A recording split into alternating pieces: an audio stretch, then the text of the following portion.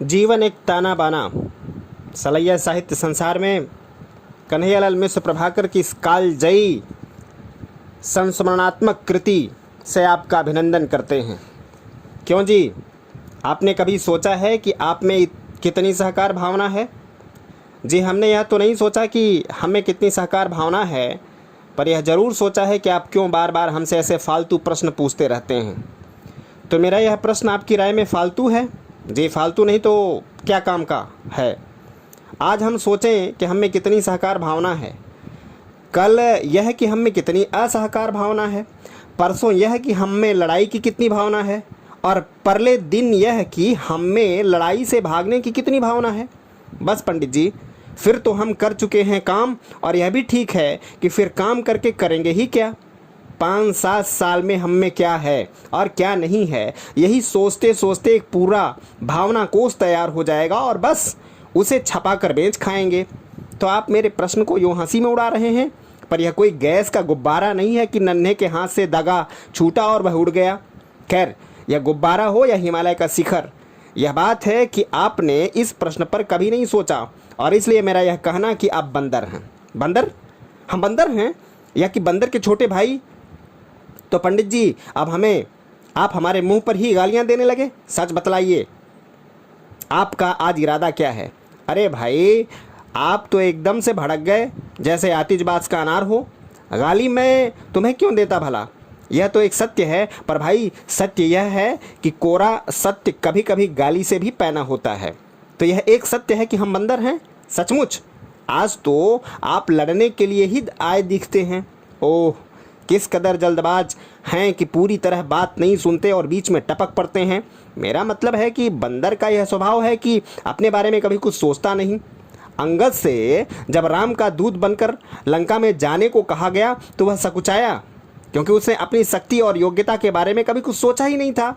बाद में जब उसे याद दिलाया गया तो वह तैयार हो गया, और आप तो जानते हैं कि लंका में जाकर फिर तो उसने वो काम किए कि आज भी इतिहास उसके गुण गाता है।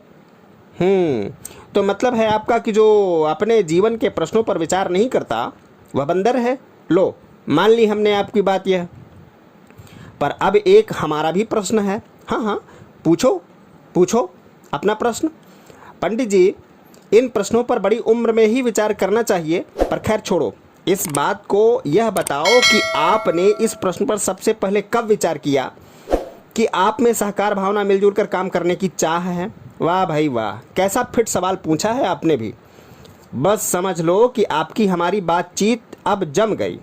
मैं यह तो बताऊंगा ही कि पहले पहल मैंने कब सोचा था यह प्रश्न, पर यह भी बताऊंगा कि इस मामले में मेरे गुरु थे 2 बकरे, 3 20-30 बंदर। अरे हंस रहे हैं आप? ठीक भी है हंसना। आप सोच रहे हैं कि यह तो सुना था कि पंडित के पढ़ाए पाधा, पाधा के पढ़ाए पधोकड़े, और पधोकड़ों के पढ़ाए आलमाल होते हैं। पर आज आपके सामने बकरे और बंदरों से ज्ञान पाया एक पंडित विराजमान है, और है ना यही बात? पर लो, अब भूमिका तो बहुत हो ली, कुछ काम की बात सुनो। जब मैं छोटा सा बालक ही था तो स्कूल की किसी पुस्तक में मैंने एक कहानी पढ़ी थी कि 2 पास पास खड़े पहाड़ों के बीच में एक नदी बहती थी। उस पर आर पार जाने के लिए गांव वालों ने लकड़ी का एक लट्ठा रखा था। एक दिन एक ही समय में उस पर एक बकरा इधर से चढ़ा, उधर से भी। लट्ठे के बीच में पहुंचे तो दोनों आमने सामने, न मुड़ने की जगह न बचने की गुंजाइश। करें तो क्या करें, मौत दोनों के सामने। पर थे दोनों समझदार, और समझदार क्या, दोनों में सहकार भावना थी। सलाह करके दोनों में एक वही लट्ठे पर बैठ गया और दूसरा उसके ऊपर धीरे धीरे उतर गया। बाद में यह भी उठकर अपनी राह लगा, और यूं दोनों मौत से बच गए। मुझ पर इस कहानी का बड़ा असर पड़ा। मैं सोचने लगा कि दोनों बकरे आपस में बहस करने लगते तो भूखे प्यासे थक कर नदी में जा गिरते। आपस में मेल जोल से कितने काम निकलते हैं। मैं इस कहानी को भूल भी जाता, पर उन्हीं दिनों वह बंदरों की घटना हो गई जिसका मैं अभी आपसे जिक्र कर रहा था और जिस पर आप मेरी अभी हंसी उड़ा रहे थे। हाँ, वही बंदरों की घटना। सुनाइए पंडित जी। ओहो, फिर भी जल्दबाजी? अरे भाई, सुना तो रहा हूँ कि बंदरों की घटना। जिस पाठशाला में मैं पढ़ता था उसके सामने ही था बूढ़े महादेव का मंदिर। मैं एक दिन दोपहर को मंदिर में गया तो मैं देखता हूँ कि एक काला सांप शिव जी को लिपटा हुआ है और अपना भयंकर फन उसने शिव जी के ऊपर फैला रखा है। मैं देखकर उल्टे पांव लौट आया, पर मेरे बाहर निकलते ही एक बंदर मंदिर में घुसा। बात यह है कि बूढ़े महादेव के असली पुजारी ये बंदर ही हैं और भक्त लोग चावल मिठाई फल आज जो चढ़ाते हैं वह इन्हीं के हिस्से में आते हैं। मैं दूर से देखने लगा कि देखें हनुमान और शेषनाग के वंशधरों में कैसे पटती है। बंदर झपटे बड़े झपाटे के साथ बढ़ा चला गया और जब उसने फल फूल की तरफ हाथ बढ़ाया तो उसे सांप दिखाई दिया। पीछे हटने का मौका ही न था क्योंकि सांप वार कर चुका था। बंदर ने कमाल किया कि फुर्ती से सांप का फन अपने पंजे में इस तरह दबोच लिया कि काटने के लिए वह मुंह ही न खोल सके। मैंने अपने मन में कहा, कहो शेषनाग के पुत्र, सुरसा के वधकर्ता हनुमान के पौत्र का पैंतरा कैसे रहा? मन ही मन शेषनाग के पुत्र ने कहा, तो लो मेरा भी पैंतरा देख। और वह शिवाजी के लिप्टन को छोड़ एक सपाटे में बंदर के पेट और छाती पर लिपट गया। वह हनुमान का पौत्र बड़े संकट में, जैसे शिकंजे में कभी किताब पर। भाई मैं उसके धीरज की प्रशंसा करूंगा, फिर भी उसने अपनी उंगलियां ढीली नहीं की और शेषनाग के पुत्र को कसे ही कसे अपने 2 पैरों के बल ठुमकता ठुमकता और पुकार मचाता मंदिर के बाहर चला गया। उसकी चिल्लाहट सुन 20-30 बंदर इकट्ठे हो गए। अब मैं देख रहा हूं कि वे बंदर अपने साथी के चारों ओर घूम रहे हैं, मदद करने को बेचैन हैं, पर उन्हें सूझ नहीं पा रहा है कि कैसे क्या करें। तभी कहीं से आ गया उनका मोटा चौधरी, जो समय पर संकट में समाज की रक्षा न कर सके। वह चौधरी क्या, चौधरी ने आते ही वह पैंतरा चला कि शेषनाग के पुत्र का ब्रह्मास्त्र कट गया। चौधरी ने सांप की पूंछ पकड़ ली और वह बंदर के चारों ओर घूम गया। अब हालत यह कि सांप का मुंह तो दबा हुआ उस बंदर के हाथ में और पूंछ चौधरी के हाथ में। आपस में सबने की। बस इसके बाद जो कुछ हुआ वह एक चमत्कार है। बंदर पीपल की छोटी छोटी टहनियाँ उठा लाए और बीच बीच में से सांप को रगड़ने लगे। 5-7 मिनट में सांप के 3-4 टुकड़े हो गए और मुंह का छोटा सा टुकड़ा उस बंदर के हाथ में रह गया। उसने उसे बहुत गौर से देखा और उंगलियां जरा ढीली की, पर सांप के उस टुकड़े में अब भी दम था। उसने जरा सी जीभ लपलपाई। बंदर ने झट अपना पंजा फिर कस लिया और कुछ देर बाद उस टुकड़े को धरती पर इस तरह घिसना शुरू किया कि जैसे लौकी को कद्दूकस पर कसा जाता है। वह उसे थोड़ा थोड़ा घिसता और देखता, फिर घिसता। बस यूं ही घिसते घिसते उसने शेषनाग के पुत्र का पूरी तरह भोता कर दिया और एक भयंकर संकट से बच गया। यह घटना मैंने अपनी आंखों से देखी और अपने से ही पूछा कि यदि संकट हमारे किसी विद्यार्थी पर आया होता तो क्या हम उसे इतनी ही आसानी से टाल सकते? मेरे मन में इस पर हाँ नहीं की और तब मेरे मन में यह दूसरा प्रश्न उठा कि क्या हम मनुष्यों में बंदरों जितनी सहकार भावना भी नहीं है? बस तब से मेरी यह आदत बन गई कि मैं अपने से और अपनों से बराबर यह प्रश्न पूछता रहता हूँ कि आप में कितनी सहकार भावना है, पर आप उसे एक फालतू सवाल ही बता रहे हैं। सच्चाई यह है कि यदि मेरा यह प्रश्न फालतू है तो हमारा यह जीवन कुछ नहीं है, क्योंकि सहकार के सिवाय हमारा जीवन और है ही क्या। मेरी तरफ मुँह बाएँ घोंघा से क्या देख रहे हैं? ठीक तो कह रहा हूँ कि सहकार के सिवाय यह जीवन और है ही क्या। लो सुनो, आपको पुराने संतों की सुनाई एक कहानी सुनाता हूँ। एक बार शरीर के अंगों में लड़ाई हो गई। इसका आरंभ पैरों ने किया। वे बोले, लड्डू लाना हो या पेड़ा, कचौरी लानी हो या आलू की टिकिया, हमें ही दौड़ना पड़ता है। पर चीज़ लेते ही हाथ उसे थाम लेते हैं, मुंह चट कर जाता है, आंखें देखती हैं, पेट खा जाता है, नाक सूंघती है। हमें क्या मिलता है? हम क्यों बेकार करें? आज से हम नहीं चलेंगे, जो खाते हैं लेते हैं वे ही जाएं, वे ही दौड़ें। बस पैरों की देखा देखी औरों को भी सूझी। हाथों ने कहा, तुम चलकर जाते हो तो क्या, ढोकर तो हम ही लाते हैं, पर हमें क्या मिलता है? यह अकेला मुंह सब कुछ चट कर जाता है। उन्होंने भी अपना काम छोड़ दिया और इस तरह एक के बाद सभी ने छुट्टी की। पर पेट खाली रहा तो शाम को ही सब पर सुस्ती की छाया पड़ी। दूसरे दिन बेचैनी हुई और तीसरे दिन सबके सब दम तोड़ने लगे। हंसकर पेट ने कहा, क्यों भाई, कुछ आया मज़ा? तुम समझते थे कि सब कुछ मैं अकेला ही अपने थैले में रख लेता हूँ। अरे भोले भाइयों, यह तो सहकार की बात है। तुम सब अपना काम करके मुझ तक पहुंचाते हो और मैं अपना काम करके तुम तक पहुंचाता हूं। यूं ही हम सब एक दूसरे को जीवित रखते हैं। इसी का नाम सहकार भावना है। अंगों ने समझा और उठ उठकर अपने अपने काम में लगे। बस जो हाल शरीर का है वही समाज का है।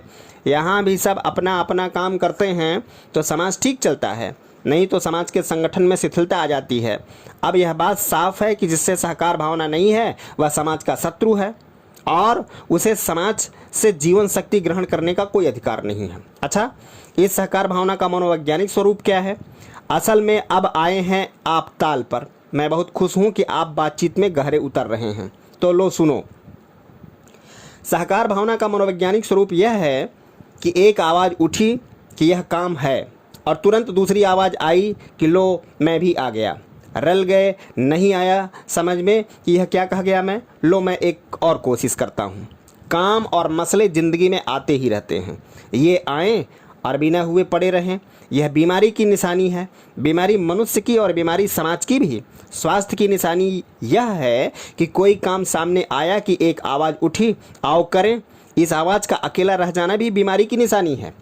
इस आवाज़ के साथ ही बहुत से कंठों की यह आवाज़ आए कि लो हम भी आ गए, तो इसका अर्थ हुआ कि यहाँ अब कोई काम अधूरा नहीं रह सकता। अच्छा, यह पहली आवाज़ किसकी हो? शाबाश, यह पूछा है आपने 1 लाख रुपए का प्रश्न। यह सच है कि बातचीत ऐसे ही प्रश्नों से जमती भी है और खिलती भी है। पहली आवाज़ उसकी हो जो उस काम को पहले देखे या समझे कि यह काम है जो होना चाहिए। जो पहली आवाज़ लगाए वही नेता। बाद में यह कहने वाले तो हो ही जाते हैं कि लो हम भी आ गए। और क्यों जी, अगर पहली आवाज़ सुनकर कोई पीछे न आए? ठीक है, यह आशंका, पर इसका उत्तर बड़ा सरल है। जिसने पहली आवाज़ लगाई वही पहला हाथ और पहला कदम भी उठाए। मतलब यह कि वही उस काम को आरंभ कर दे और करता चले। उत्तर प्रदेश के एक जिले में पुराना तालाब फिर से खोदना था कि कई गांव के किसानों के लिए यह जीवन मरण का प्रश्न था, पर कोई उधर ध्यान नहीं दे रहा था। बाबा राघव दास ने इसे अनुभव किया और एक फावड़ा और एक टोकरी लेकर उसे खोदने लगे।